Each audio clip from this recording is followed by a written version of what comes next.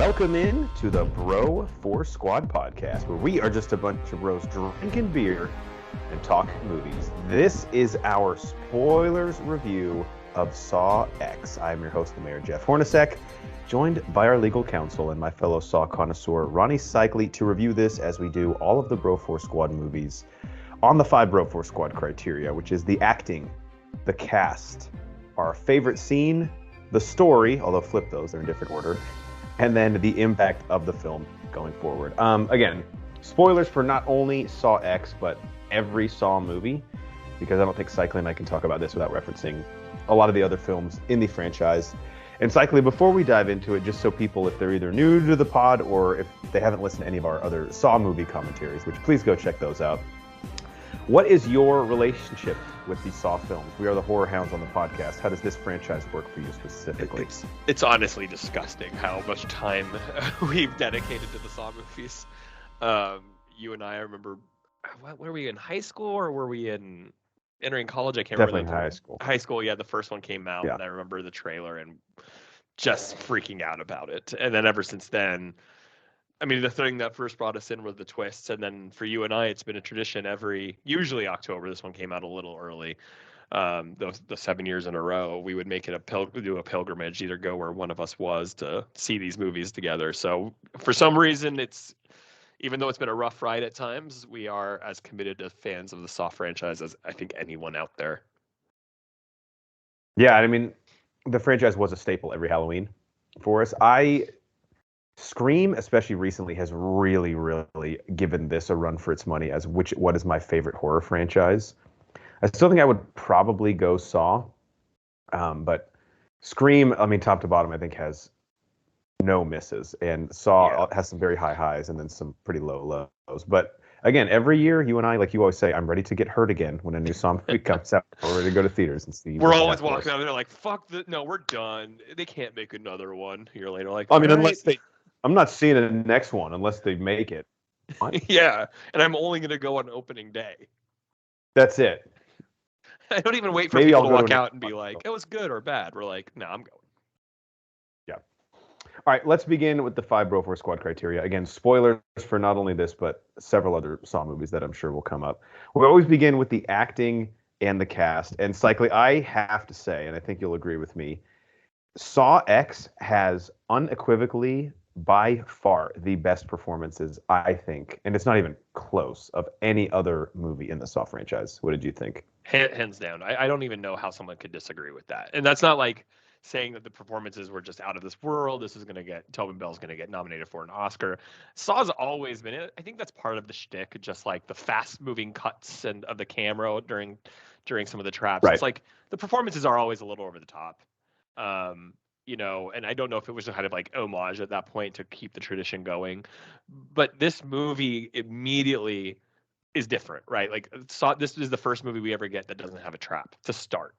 And so I think that like what the culture probably was on set was like, guys, this is an actual movie. Like, I think that's how they looked at it. And so the performance we got, of course, of Tobin Bell, I mean, stole the show. I don't know. I mean, he's 81 years old. Did you know that? No, he blew me away in this, and I think he would always come back to this role if they asked him, because he understands that it's basically like the role of a lifetime. But people that want to compare him to maybe, like, no offense to this person, but like Robert Englund, who plays Freddy Krueger, or even like what's his face from Evil Dead, although he's playing the protagonist. I mean, This is like a tour de force right here, like character development, depth, and like John Kramer, if we're being honest, as far as like horror antagonists go, is one of the better written horror characters that have ever existed, I think. Yeah, he's controversial for a reason. There's people who be like, oh, he has a philosophy. Now, obviously, it's completely flawed, and what we can talk about later in the pod is how flawed it is. Like, he can be a hypocrite, of course, in the way he does things. But I mean, another reason for performance, this is the first. Okay, we both love Saw 2. Saw 3's grown a ton on us. Those are the most Tobin Bell, Jigsaw, John Kramer heavy movies, right? Like, because he's dead after the third one. We get his voice. We get little clips of history. But this was, I mean, and we love the more Tobin Bell. I love the second one when it's him and Donnie Wahlberg just like going at each other. Great. we got a full movie of it, and I think it really showed what he has and why this movie is being loved by critics. I also think where they wedge this into the timeline. Did they make this? I mean, you and I knew because we were on the subreddits, but most people knew that this was after Saw 1 and before Saw 2, I think. Although there's nothing explicitly in this that says it, you could, I guess there's just not enough time between Saw 2 and 3 to say it works there. But knowing where John Kramer and Amanda's relationship is at that time is also a huge focal point in this film. Yeah. Like, Shawnee Smith, who plays Amanda, who actually doesn't even come into the movie, I think, until like the start of the second act, which is kind of interesting. But that's a big part of John's character development too. And I think what humanizes him is that like he's a psychopath and obviously like is going about quote unquote rehabilitating people in a very fucked up way. But at the end of the day, like he really is someone with a lot of compassion. I know it's hard to say about someone who's made people kill themselves by the dozens. But his character, he's never committed murder. Right. His character in this actually gets to flesh that out, because I think a lot of the times that we see him with Amanda in like the franchise, especially through like some of the flashbacks, it almost seems like he's sort of like, I don't want to say being exploitative with her, but like he knows how to elicit certain reactions out of her for the betterment of the people he has in these traps, and he kind of uses her that way. Yeah, I again, more performance. I thought Shawnee Smith as Amanda, it's always good to have her back. I know she looks older, obviously. It's been 20 years, 19 years, Sure. essentially. I do like that they didn't CGI her down. It just felt more authentic. Like, I'm glad they didn't try to de-age her. I honestly think, I mean, again, kind of just like Jigsaw, we don't really get Amanda that much. We get her a lot in Saw 2, and she's phenomenal in Saw 2. We get the bulk of their relationship in Saw 3. So it was nice to revisit. Yeah, and the thing about Saw 2 obviously is, the whole point of her character in that is she's a huge part of the twist. So she's putting on a facade the entire time. So as far as like developing her character and her relationship with John, we don't even know that's happening until the very end. Yeah, I thought I think again, it was nice to see the shakiness of the relationship. It's definitely sympathy for Gabriella. Right, like for understanding, like this girl is addicted to drugs. Like, yeah. Hey, I know that world, and starting to not questions John philosophy, but like poke holes where John sees everything as a black and white situation. Like there is no sympathy for anyone. You have to like treat these traps and treat these victims equally.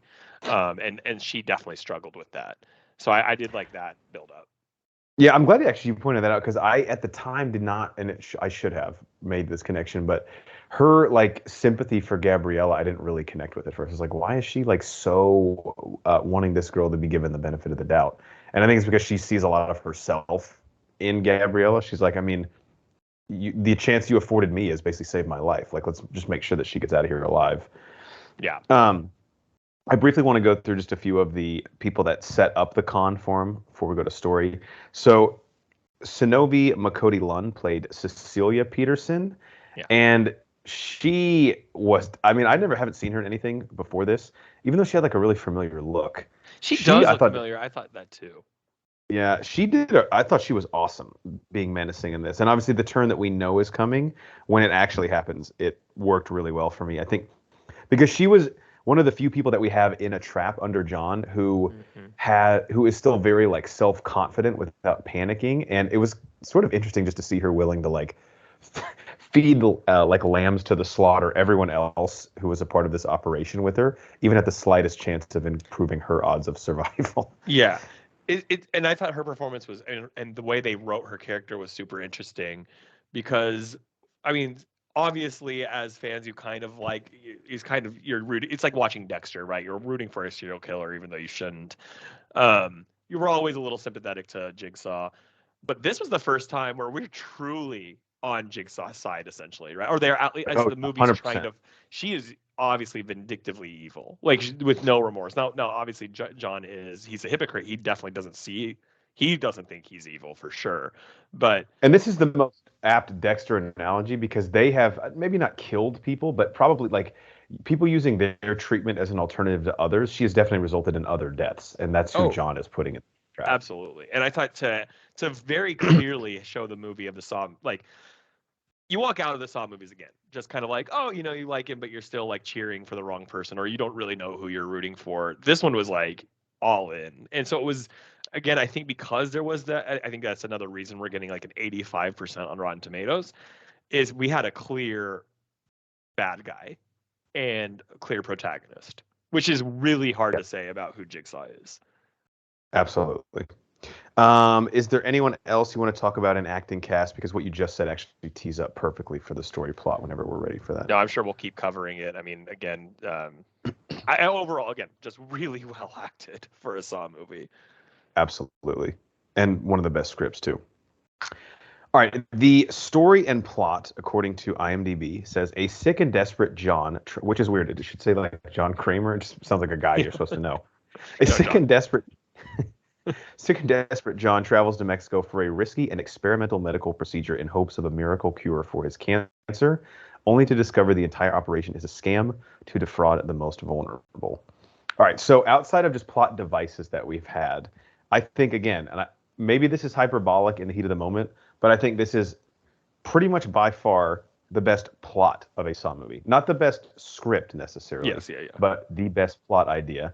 And to the point you just made, what makes this movie so interesting and so different from a lot of the other Saws is the entire first act is spent setting up John's motivation to put these people in the trap. So they're not just these disposable people who we want to see interesting ways that they get mangled and tortured. Like, they take their time, and I think it's the longest Saw movie. I didn't double check that, but 2 hours too. It feels like it, and it feels like a justified runtime at the end. But again, we spend the entire first act telling you why these people are in the trap and helping you empathize with John's need to have them be rehabilitated in that way. And Saw has never, again, part of it's they have to pump these things out every single year, but Saw has never done that before, where we get to know the people in the trap for a third of the movie before they're even in the trap. Even Saw 1. I know a lot of it's done through flashbacks, but we don't even get that much with Gordon and Adam, I don't feel like. So what do you think of the story? No, yeah. So Kevin Gertrude, is that how you say it? I'm not sure who was an editor on the first couple Saws. Yeah, he did direct Saw 7. But this is a guy I think who is really familiar with the franchise, right? Clearly, I mean, he's been in it the whole time, and I think what he acknowledged and what Saw I think has tried to do with particularly Jigsaw the film and Spiral was do something different. Now, to not as good effect. I think he took this film to say, look, obviously these movies make money, right? Like, that's why they shell them out all the time. But he wanted to probably do something like, look, if we're going to bring this back, let's do something, and it has to be different. We can't go in and have what we've had. And so for the story itself, for the first time we saw this, like, just the teaser months ago was like John Kramer goes to Mexico. Like, that immediately showed us this was going to be a different film. I was thinking Mai Tais and like Hawaiian shirts when they first said that.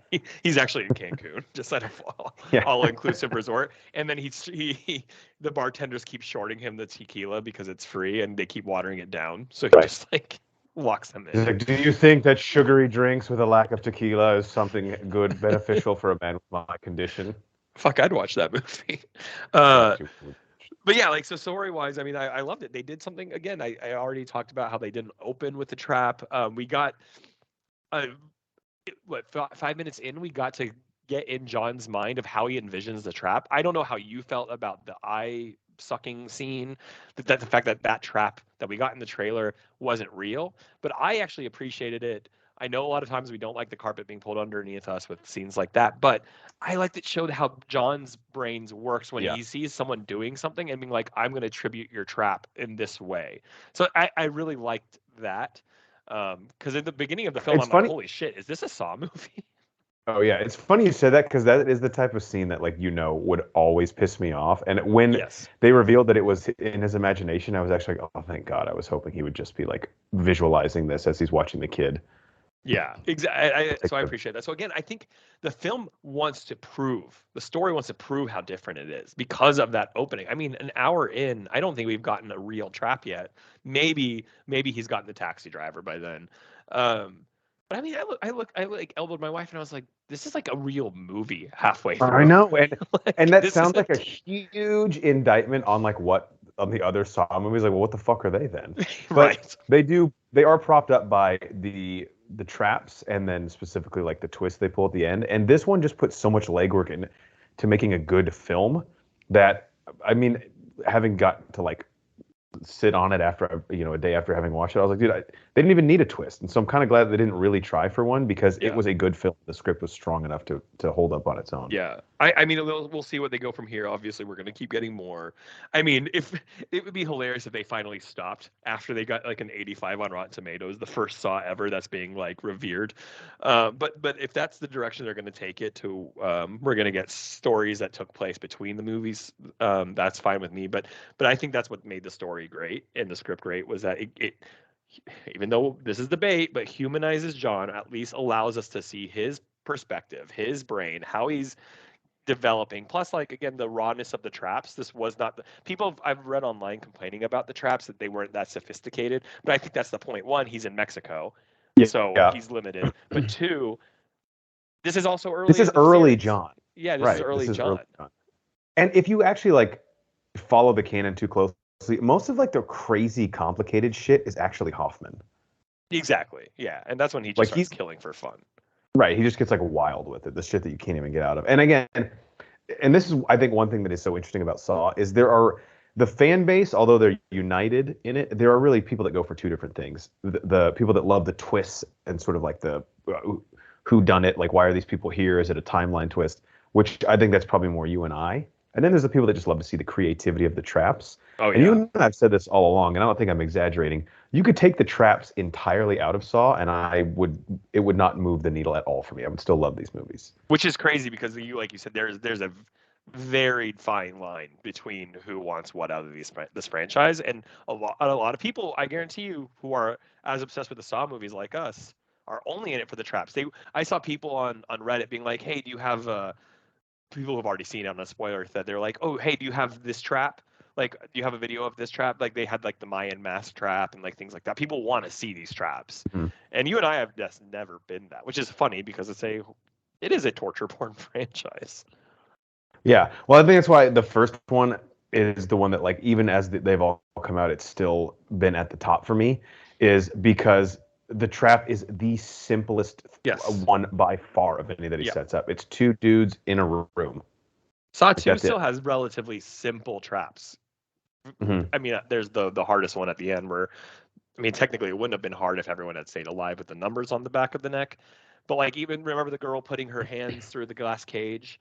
Like, yeah, the furnace is a little complicated. That might be the most complicated But it shouldn't have been if they, theoretically wasn't that complicated, in terms of machinery, in terms of complexity. Right. They were straightforward. So yeah, I think the story and everything we're talking about it was, the intent was everything was made to be different. Yeah. And again, story plot, I don't think you can make an argument that there is another Saw movie with a better plot than this. Again, you might say there's better scripts because there's better ideas in other Saw movies, but this one, it's not even close, dude, how far and above the other ones is in terms of like telling a narrative. Because you could argue none of the other Saw movies actually really have a narrative in them. I mean, it's a little bit sprinkled throughout. Yeah. Right. Also, this one, correct me if I'm wrong, and this is part of the strength of it in that regard. This takes place over the longest period of time by far of any Saw movie, right? They're typically like a day or like a night or a couple days.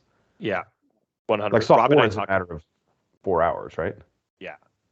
Rob and I talked about, Robin Sparkles, who's been on the pod before, we talked about this probably actually was months, theoretically, because like, let's say he figures out he gets scammed. Yeah, from like start Amanda to finish. has to. He uses Hoffman to find people. Amanda comes down to Mexico.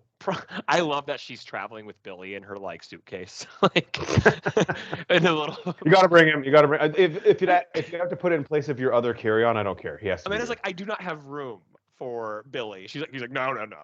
You. Well, the problem is, Amanda, you always bring 3 books. Who reads 3 books on an airplane? No one. If you don't bring Billy, then you better not come yourself, because. In fact, you know what? Just send him. I'll pay for the ship. Yeah, I did love that. So like that, obviously, between finding these people, narrowing it down, getting Amanda there to set up the traps. I mean, I imagine that this was at least a month project. Well, and even if you're talking like the whole movie too, like between his first doctor's appointment and getting down there, I mean, they set the date as like 2 weeks out, even. Yeah. So that took a little while. Yeah. I have one more thing. I don't know if this really fits in story plot, but it was just a question that I had in the film that I didn't know if you knew the answer to. So the character, basically like the impetus for John going down to Mexico, is Henry Kessler, played by Michael Beach, Mm-hmm. who I'm sure we'll get into in a little bit, maybe an impact or best scene. But him seeing John at the coffee shop, do you think that was planned? Yeah, I have to imagine. Like, I think this guy like, goes. like Sorry. I was gonna say, like he goes to that cancer support group, obviously as he's posing as a guy who's battling cancer. But does he like sort of follow these guys around and just randomly go to places they are and hope that they'll strike up a conversation? He can tell them he's recovered. I didn't know if that was just totally happenstance or if they had targeted John specifically, or maybe just everyone in that cancer support group. I would imagine it was targeted specifically, mainly because obviously this $255,000, right? That's how much John paid for the I surgery. think so. This guy, I'm imagining, like you said, he's a tourist at these cancer meetings. He's probably scouting, because not everyone who's about to who's going through cancer is going to have 255,000 anyway. So Sure. he probably narrows down. John was clearly a mechanical engineer and an architect, right? Like this guy, he's older, so he has money. I think he probably put that together. And then I'm imagining it would be amazing for him to happen to be there at the same time when his job is recruiting for this scam. So I took it as he was targeting John because they knew he had money.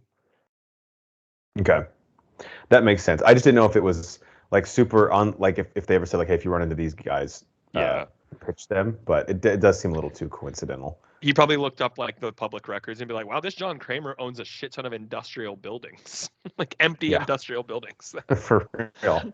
The other thing I'm wondering about, and I don't know where to squeeze this in, but I just have to ask, is I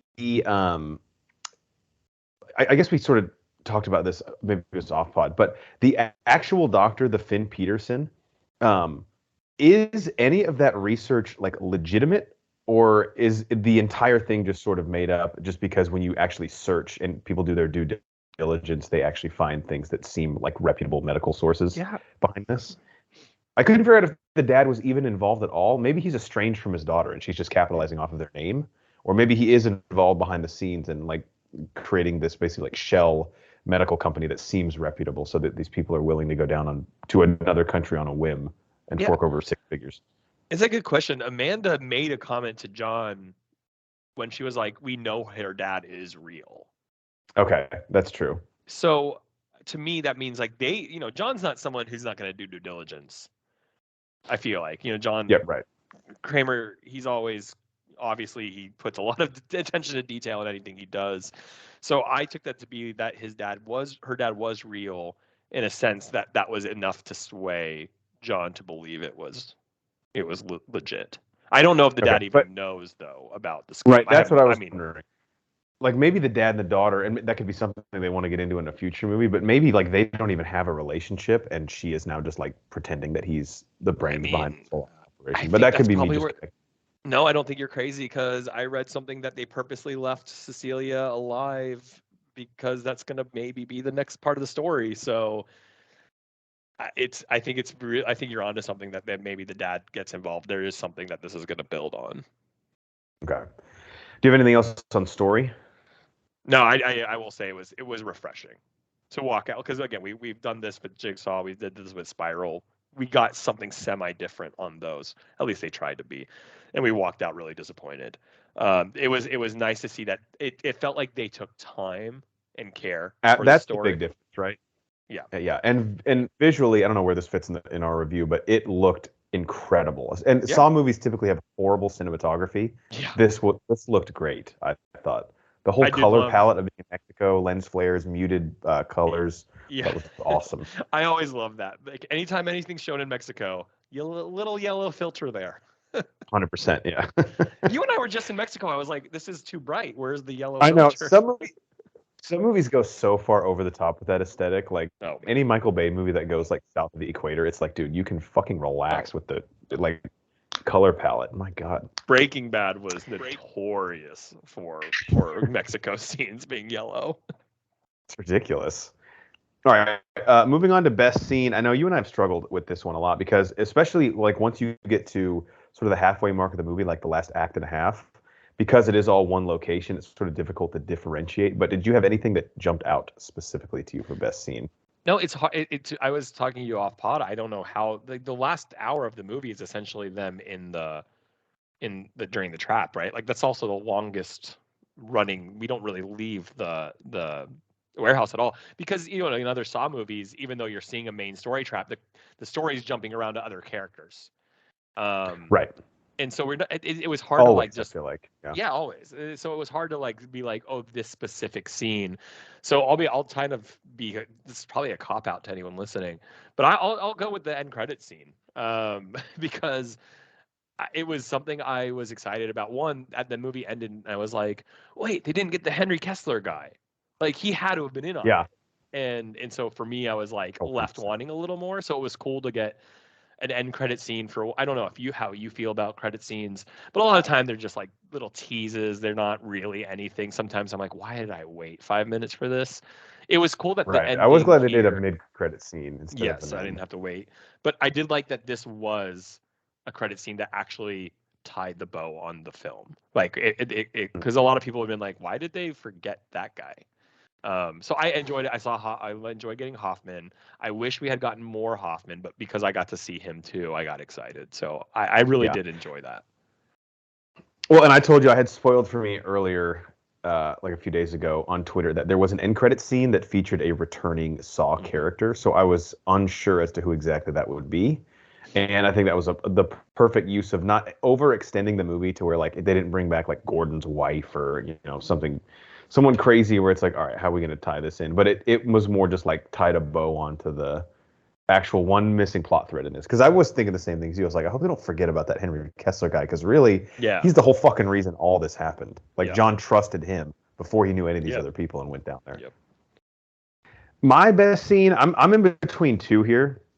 The first one I want to go with was actually John and Carlos, the little kid who his dad was like the groundskeeper at the facility, which I was kind of wondering. I mean, are we 100% sure his dad wasn't involved? And obviously Carlos didn't know anything about it, but like I know his dad didn't interact with John in any way, but it seems kind of hard to believe you'd be there and not know what the fuck was going on. I mean, bro, Carlos was the ringleader. What are you talking about? He's a sick That's little true, kid. yeah. No, He's I don't actually, know. I thought like, that too, but he is a groundskeeper, so who knows who employs him. yeah. But the scene with John and Carlos where he's like helping him fix his bike, and even though there's a language barrier, you can tell John obviously lost his child like while Jill was pregnant with him. Yeah. Has always been searching for like that person to give you like a father figure to. Yeah. And that was I was gonna text you in the middle of the movie. I was like, what is this character development doing in my Saw film? Stop it. Like working on right as he was like working on the bike with him, because we've never got to see or at least really had like much screen time devoted to that, because there's just not time in a Saw movie. But I thought it worked incredibly well here. It was a bit jarring at first, but I was like, dude, this is like a really nice, refreshing, interesting approach to a Saw movie where it's actually trying to give depth to John in different ways than just I'm trying to rehabilitate these people by having them cut their limbs off. It shows that he truly can view people as innocent, and that way he see again John's completely flawed philosophy, right? You're innocent, and the people in the traps, they've committed sins of some way that John deems worthy of proof of like their life. So to John again, it's all equal. Like you're innocent, and I love he'll be a good kind person, or he looks at you as like you're not worthy of life. I know you need to be tested. Right. And then the other one that I had, which again sort of ties into the whole like, all right, it feels like the whole last half of the movie is kind of like one big scene. But I did particularly like, just because we haven't gotten this too often not done through a tape recorder, is where John has all of the people behind the con like in the trap together, and he comes down and basically gives them like the speech about like why you're here. I'm not even going to act like I'm angry. I'm not going to sit here and yell at you, but I'm going to tell you that like this is my way of showing you the flaw that you obviously know about in the way that you treat other human beings. And now the shoe is on the other foot. Yeah.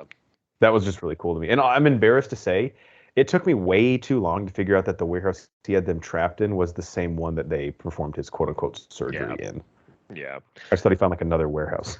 He also owns industrial warehouses in Mexico. God, he's obsessed.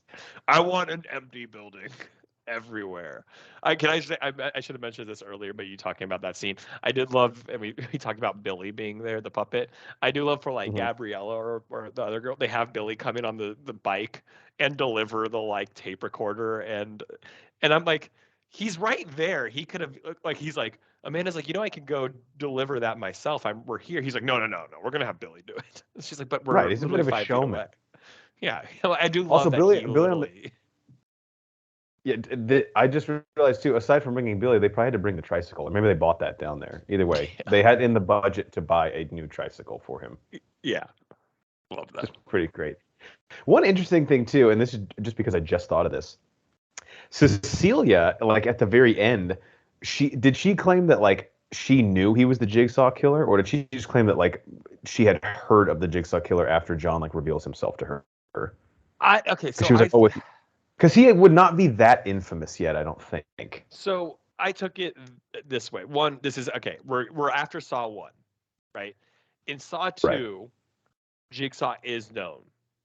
Like people know, like it's obviously like he's a serial killer and people are aware of him. So theoretically, I'm wondering that somewhere in this timeline now that Jigsaw is known as a serial killer and people are aware of these killings happening. And then she's a smart person, puts together that she's like, oh, we're all in these traps. This is the same MO as that killer up in America. And I think she just puts it together that, especially with what he said about rehabbing people and his mechanical engineering, I took it as she figured it out there that he's Jigsaw. I don't think she knew he was Jigsaw before the scam, because there's no way you'd be like, oh, this guy's a serial killer. Let's scam him. Yeah. Although that would be like next level arrogant. Yeah, and she is.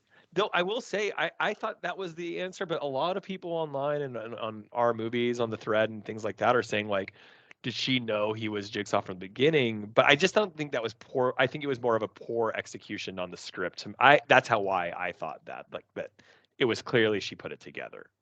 Okay. I was just wondering, again, the Jigsaw Killer's level of infamy at this point, because clearly by the time that like Hoffman is emulating the kills, like he's almost like a world famous phenomenon. Yeah.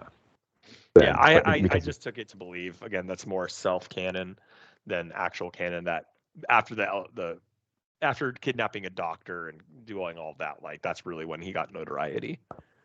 It was kind of funny to see her like make fun of his scary voice that he does. I know. On the tapes. Voice. Oh, your scary voice that you do. I was like, bitch, hey, that's just how I talk. How dare you? I have a throat condition. I want Batman to come in like, where were the other trucks going? Like, wrong movie, Batman. Sorry. Sorry. Continue what you're doing. Are you ready to move on to Impact? Yes. All right, Impact of this movie, cyclically, obviously we get several years since, how many years since Spiral? 2? 3, 2? Yeah, 2. But obviously Spiral was more of a like very loosely connected film in the franchise. This one goes back and plugs in a, not a hole, but fills a slot in between the first 2 films, which is just a great reason to give us Tobin Bell back as Jigsaw. So what is the impact for this movie? I guess both either in the franchise, like where you think it sits, or then also maybe more specifically, what do we do going forward? Because I think you said read a few rumors about it. Because again, with all these things, if it makes money, they're going to keep going till the well dries up. So I'm not saying I feel like this, but I walked out thinking and that this movie I could see actual like Saw purists almost not liking at all, because it is so different. And it made me think, trust me, I'm not comparing this movie to it, but it made me think of The Last Jedi. Remember how The Last Jedi was just revered by critics? It was like at 98% on Rotten Tomatoes. They were like, this is the best Star Wars movie ever. And we went in and we're like, as Star Wars fans, we were like, this is awful. Like, you're fucking shitting on the canon. You're insulting characters. You're putting Leia in space, and she's like all these kind of things. But the movie was revered by like people who weren't Star Wars heads. Like I remember we have a mutual friend who was a movie major in college who loves The Last Jedi. He thinks it's one of the best scripts. It's well written, well filmed, and I get it from a film aesthetic. Like Last Jedi is great. So he's not a Star Wars fan, and he and I had a conversation, and he sees that movie completely differently than I do. So I'm not saying this movie I love way more than Last Jedi, but the fact that this has at like an 85% on Rotten Tomatoes, Saw 1 is at 50, right? Like Saw 1, which is That's considered, crazy to me. yeah, and horror is always going to have it rougher on the critics by the critics than any other genre, in my opinion. I don't know if you agree with that. Mm-hmm. It's hard to I do. appease. Yeah. Um, Very polarizing. and so for me, the impact is I think again, they did this on purpose. They went with a script heavy, character development heavy idea. They gave us traps. I thought they were a little toned down, but I think it worked within the story. And because of the reception it's getting, this wasn't elevated horror in the way like Scream gets meta and talks about, but it's as elevated as I think Saw can get. Um, Mm-hmm. and so I think the impact is they've been they just really won everyone over. I think more people are going to go back to this movie than I'm really curious what it does at the box office, because I think there's a lot of people who gave up on the Saw movies after like the second or Definitely. third one, and this is going to bring them back because they didn't see the shit that we went through with like 5 and 7 and Jigsaw and Spiral. Um, and so for me, the impact is they're bringing people back into this franchise. I think that haven't seen it in 20 years. I think I will be shocked if it doesn't have one of the best box office runs of the Saw franchise. And I think because of that, the impact is we're ready to go for the next round of Saw movies. They've figured out that they killed off Jigsaw too early in the third one. We need more Tobin Bell. He delivered a performance that's worthy of more performances, and so we're going to continue the story. I wouldn't even be surprised if we get another one in a year again. My theater was packed, and it was a Friday at 5 o'clock, which, like, seems like a pretty tough showing for a lot of people. Yeah. So I can only assume there was like a 7:30 and it was playing on like two screens. I can only assume the night showings were like more I'm packed sure. and in bigger theaters probably. How full was your theater? Because you went Thursday night. I went the first showing on a Thursday at like 6 o'clock, and it was about probably a little over 10 people, but it's also probably like really strange time to go see Saw on a Thursday on opening, because even trailers, we got home from the movie and even the commercial for Saw was like coming tomorrow. So I don't know how many people aren't realized that there's no more midnight showings of movies anymore, like before the release. Like they're basically released on Thursdays now. And so it was decently packed, but the whole theater itself was empty. Like the entire movie theater was empty. So Right. um, it was kind of fun It's to all be just the the first real to see sick it. fucks that, Yeah. yeah, that would spoil it online. Like I saw it Friday at 5, and you guys know I was on pins and needles the whole time trying not to Yeah, have it's anything hard. spoiled for me. Yeah, I mean, I agree with pretty much everything you said. The impact for me, I think, is that the approach that it took, where it did have a lot more substance than previous Saw movies. If you are like a Saw purist, it might not work for you. And this is going to Yeah. sound like I'm talking down to people that are like Saw, like heads that are huge fans of the franchise, but I just think that this one focuses way less on the things that made Saw like such a popular franchise and more on the actual character of John Kramer, which some people might not be as interested in, and that's very fair. But if you're new to the franchise, or someone that's like, oh yeah, I've always heard of Saw, I haven't seen one, and you go see this movie, I think you're going to be pretty impressed and pretty interested in Yeah. sticking around going forward if they make more sequels. Now, having said that, if they do end up doing the thing which Saw has had a penchant for doing in the past to its own detriment, which is having to pump these things out at an accelerated release schedule, I Mm-hmm. don't think we're going to be getting the type of movies that Saw X is on a regular basis, just because I don't think it's No. sustainable. Um. Yeah, I completely agree with that. I mean, especially if they pump them out yearly, it's impossible. I'm wondering how long it will be until we get some. Obviously, like they haven't even had their first weekend box office returns, but like if it does like 40 million this weekend, like I think we might get an announcement by like Monday or Yeah. Tuesday Oh, I'm sure. that a And sequel's coming. plus, like, I mean this in the nicest way. Tobin Bell's 81. They only have so much time with him left. I So, know. um, I will say too on Impact. I don't know if you feel this one way. I don't think like Saw 7 or things like that. Like, is this something? Or I'm sorry, Saw 3D slash Saw the final chapter is something like I'd recommend to friends. Right, like No. Saw 1, I definitely recommend. Saw 2, I definitely recommend. Once we start getting out of that, maybe the trilogy, the Saw 3 and 4, I never like. I'll be like, yo, I'm seeing Saw, and I'm really like, you are, and I'm like, yeah. I don't. They're like, oh, you should go see it too. I defend the franchise. This is the first time I'll happily be like, actually, you should go see it. Oh, you like Saw 1? You should go see Right. Saw X. And I think that's a big impact too, because I think the Saw movies have purely been for Saw fans, at least the latter 5 probably. So this Mhm. is nice to refreshing that I feel confident in telling someone go see Saw and then not being embarrassed what they think of me afterwards. Like, why did Ronnie Cycli recommend that You're shit a show? sick fuck, man. Especially Saw 3D.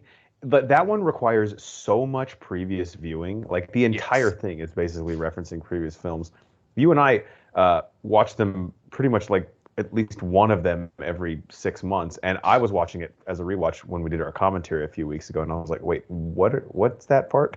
Yeah. So it's not a movie you can just like drop yourself into and be like, okay, yeah, I get it. Yeah. And that's the nice thing about this one. It is easy to. Again, you only need the first one technically, and I would recommend you need 3 and 4 to really 2, 3, and 4 to really appreciate like Amanda and Hoffman. But I think you could easily just go to this movie on your own. It would ruin Saw 2 if you Yeah. haven't seen Saw 2 because of Amanda.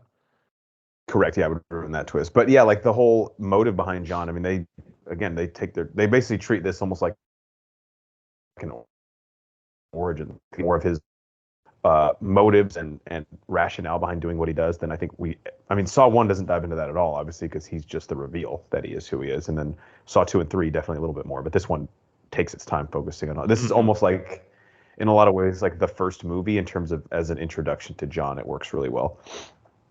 And by the way, I just looked. All right, last. It looks like it got $8 Sorry. million yesterday.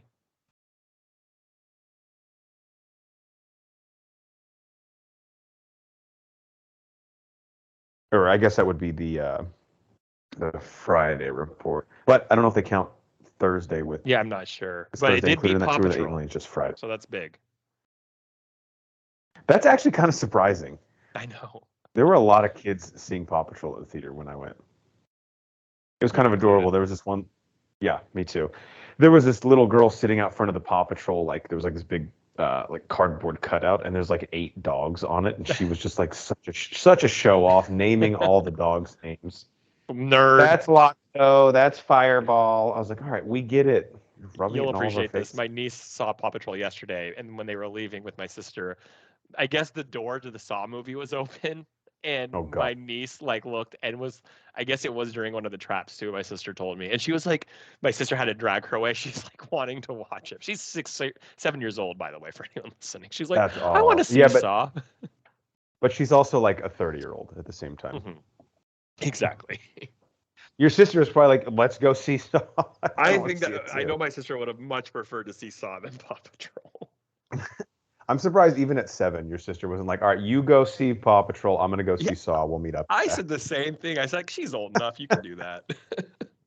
Plus, it's a Paw Patrol movie. Like she'll just find friends in there. Yeah.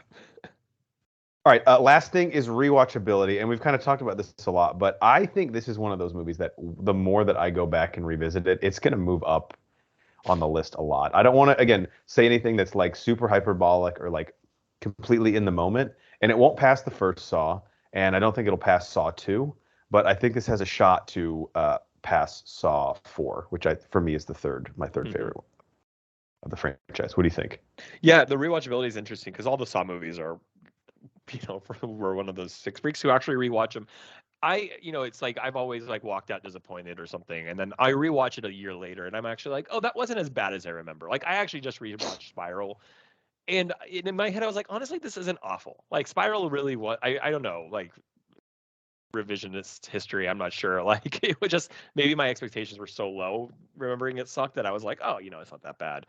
I'm wondering if the opposite's going to happen for me. That I'm like, it's been so refreshing to walk out and be like really happy with the Saw movie because I agree with you. Right now, it sits at 3rd or 4th, probably on my list, and I definitely don't see it dropping like to like the levels of some of the others. But I could see myself watching it again and being like, well, it's a little slower, so it's not as like fun to watch again. So I don't know. But I mean, it's more rewatchable than I can say the last 5. So yeah, I'm excited to revisit it, and I doubt I see it again in theater, but I'm excited for you and I to like do our commentary on it. Yeah, and I mean, I don't know. We're big we're very appreciative of canon and like the order of release for things, but there might be an argument to be made on pod for us to do this as the next commentary Yeah, instead of Jigsaw or Spiral, mainly because I want to rewatch it again, and then also it fits more into the canon of Saw than the other two. 100%. I think Spiral, it's. I agree with Spiral, that you could completely. argue. Spiral, I think when we did our review on that one a few years ago, we called it like Saw adjacent. Yeah, it takes place like years after. Follows the. Oh, by the way, sorry, we didn't even mention this. This is also the first Saw movie we don't get like police. There's always a connection Oh, yeah. with yeah. Should have mentioned that Which I think was in the great. script. Yeah. Because although they have been some of the strengths of the franchise in terms of characters, like I loved Rig, I really liked Strom. I can't remember who's the character who like gets The female cop. I yeah, can't remember her name. the one with Donnie Wahlberg. Yeah. But they did sort of become cookie cutter and disposable by the end. And in Saw 3D, we were totally shitting on that guy with the Bluetooth headpiece the entire time. Oh my gosh. He It's was just so awful bad. cops. The dude from Rush Hour 2. Yeah.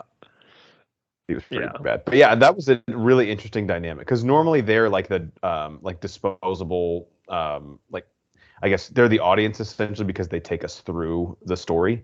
So it's kind of cool to not have them in it. And also it made the story it did not need to medic like how we were sitting in one place similar to Saw 1 for a vast majority of the movie just sort of getting to like revel in that as opposed to jumping all over to different locations and there's a clock running the whole time. It was kind of an interesting change of pace. It took everything down a notch. Which was nice. We settled in with the characters. We got to know everyone, which we don't really. Again, after like Saw 1 and 2 do it well. Which again, that's sort of the victim of like you got to pump these things out every year. They're like, all right, well, how do we go more traps? It's more cops get fucking killed. It's like, yeah, at a certain point, it just you get desensitized to it. So it's nice to take things back to like its roots basically and be a little more bare bones. Were you rooted out at all at the like almost like happy ending of him walking out with Carlos and then like the sunshine and it's like Saw X? Like I was like, yeah. yes. I made the joke to you that like if someone should do an edit where like Hall and Oates starts playing as they walk out. What I want you got might be hard to handle. And Carlos is like skipping. Let's go to brunch, Carlos. They do like an 80s montage, like where are they now? Carlos grew up to become like blah blah blah blah. World famous. Yeah, he's in La Liga now and is second in the series circuit in goals. Yeah, imagine the brunch they went to afterwards, just like what they talked about. He's like, Carlos, get whatever you want. Pancakes, waffles, hell, get both. Well, Carlos is like, I want a Bloody Mary, and John's like, after what you just went through, that's fucking disgusting. That's sick. I've had a taste for it. What can I say? Yeah, that was a kind of an interesting choice. Also, I do this a lot of times with movies. When the movie ends and the title credit comes up, I'm always like, did they not show the title in the beginning? I thought they did. No, they did. It was the same way. They did Saw X massively like coming on. Okay, that's what I thought. Like you Yeah. don't have. I've never heard of them like bookending the title, but No, it was definitely.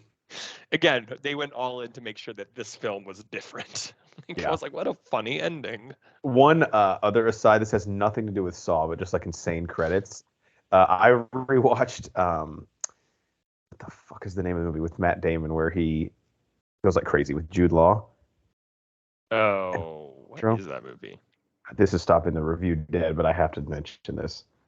What I'll say while you look it up really quickly is I made it mention it earlier about the flaw in like John's philosophy. The fact that like we got a villain in Cecilia that was so evil, I couldn't wait to see her get tortured. Like I was like excited for that character to go through shit, and then she got off easy, in my opinion. Obviously, like with what they went through in the room, and she survives. And obviously, I will mean that I think the second one is they said they left her alive on purpose, so they're building to something. But I love that like that's how John's philosophy is. Again, it's not this black and white situation. She's as equally bad as everyone else. Right? Like he treats them. I'm like, so I'm the guy who's like wanting her to suffer. And John is like, no, she passes her test. That's it. And that's where I kind of feel like Amanda, because they took the time to set this up. Amanda in some of the later movies is like, let's fucking let them have it. Yeah. And John's like, no, they have to learn something from this. Yeah. I'm like, do they? Can we not just kill this bitch? Like, why do we have to learn a lesson? It was the talented Mr. Ripley. Oh, fuck yeah. I love that movie. And yeah. the titles come on the screen in that movie 22 minutes, 18 seconds in. I always love that. I do the same stupid joke when that happens to my wife. I'm like, oh, that was a good movie. What'd you think? It's like, Very funny, very funny. All right. That's Saw X, guys. Anything, like closing thoughts, Cycling, anything we just couldn't squeeze into any part of the review that you want to say about? it was just so nice to leave a Saw movie where I was like, that was fun. It's been a while. There was a girl who in our audience who literally was like, guys, that was so good. And I was like, yeah, it really was.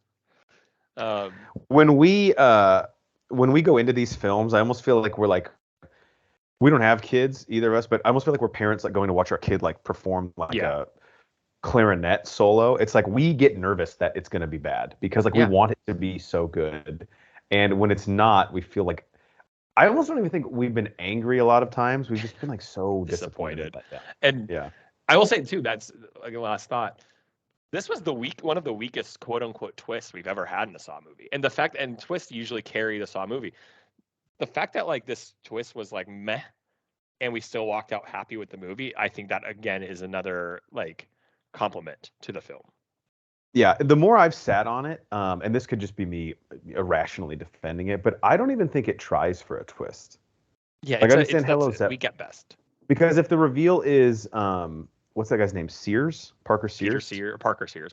Yeah. Yeah, if the reveal is that he's working with her, like that comes way before like the crescendo of the movie, like at the end. Yeah. Like I feel like that's almost obvious, like the way he's acting when he's tied up.